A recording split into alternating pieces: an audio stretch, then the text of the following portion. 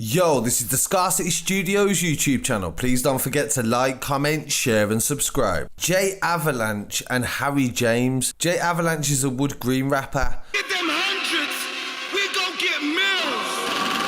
My watch always been bigger, my chains always been bigger, my guns always been bigger, my bowl has always been bigger, my watch always been. I'll get into his musical history in a little minute, but Harry James is also a musician that worked with the likes of Ed Sheeran, and he was romantically linked to a singer from Little Mix. Overseas with no other choice than disbelief. So the minute I'm out of this place, there's no going back. Take it from me. I keep on searching for my ticket out of here, but I fool myself when my We'll start off with what the papers are saying first. It goes, Harry James, who was known as Fugitive, enjoyed limited chart success in early 2010. He is one of 5 men charged in a conspiracy to supply Class A drugs in the Swindon area in September 2017. This has just come to trial now, and J Avalanche is on a previous gun charge as well. He's in prison currently anyway. Harry James denied handing over a bag containing the drugs to a cabbie called Edson Monteiro in a late night handover in the London suburbs. Opening the case at Bristol Crown Court, the prosecution said undercover police officers followed the taxi driver, he was an Uber driver, as he was sent down the M4 from Swindon to pick up the drugs in London on the evening of September the 7th. Mr. Foster said the taxi driver had been dispatched by Marcus Grove in Ferndale. Mawire was said to have been in charge of the Swindon end of the operation, so this is going from London, Woodgreen to Swindon, arranging the delivery of a consignment in London based Nicole Gordon, and that is J Avalanche, and Harry James is Harry Byart, aka Fugitive. Telephone records showed extensive communications between Mawire and Gordon, the barrister said. The communication built up to a blizzard of phone calls on the day of the actual delivery of what they say is a kilogramme block of cocaine, very high purity level. On that day, the taxi driver had taken Mawire to a laundrette on Manchester Road in the afternoon, setting off alone in his Ford Tourneo taxi for London after 6 p.m. By 9:20 he was in Hendon, North London, where undercover police spotted 2 men appearing to get into his car. Under cross-examination yesterday afternoon, a member of the Wiltshire Police tailing the taxi was unable to say if the men were carrying a bag or another package. An hour later, the car was seen in Walton Abbey. BMW, allegedly driven by Harry James, pulled up alongside the taxi and the windows were rolled down. The Crown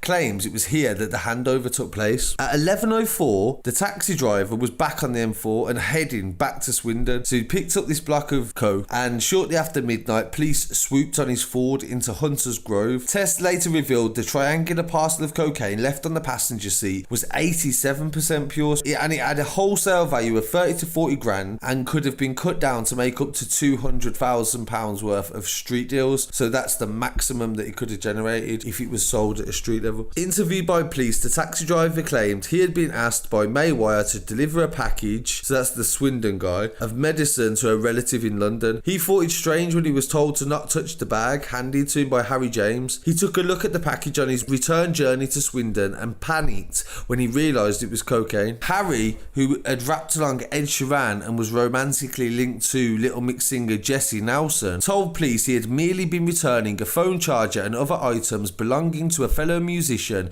and co-accused Nicole Gordon, and raps under the moniker J Avalanche. He said Mr. Gordon had been in the music studio 2 to 3 nights beforehand and had left something behind, simply phone charger and money. He had been told to hand over the items to somebody in a car, so that's Harry James's version of events. The prosecution said at least one member of the alleged conspiracy, whose number was in the call logs, has not been traced. They all deny conspiracy to supply cocaine. Top of J Avalanche's 7-year sentence for the gun case, because he was caught transferring a gun to Manchester previously in the same sort of technique he was using Uber drivers, and he got 7.5 years for that. So he's currently on that case. So this is his second case. And Harry James, all their music has been removed apart from one Link Up TV and a feature on SBTV with J Avalanche. But J Avalanche had loads of music. J Avalanche worked with so many artists, it was ridiculous. Music with Tory, the Canadian singer and rapper. He had link-ups with the likes of Young Fumes, Pagey, Cakey, Stardom from Birmingham, Nath Smalls and Anna Marie, and he also had collaborations with Harry James too. His music features were extensive. I got bitches for the summer, nigga. I got bitches for the winter, nigga. I got all types of bitches. I got all types of bitches. Kitchen all night with me. We whipping, I be up in the trap, nigga. I be counting all this cash, nigga. I don't know about them niggas. Told you already, I lied, niggas. And he also had a documentary of his snow team. They'd been going since, like, say, early 2010. He said in his Not For The Radio interview that he started to take music really seriously in 2014. And then in one foul swoop, now he's behind bars for several years. And it's looking the same for Harry James, to be honest. So I wish them both luck with that case, and I'll let you know in the future when the trial is over. So I definitely want to hear what people have to say on this. So please don't forget to like, comment, share and subscribe. And turn on the bell for notifications. We've got plenty more music and street news on the way. I show these niggas that it's damn. Niggas should have copied my swag. Probably went to your local shop last week and the bike was out of stock because of me.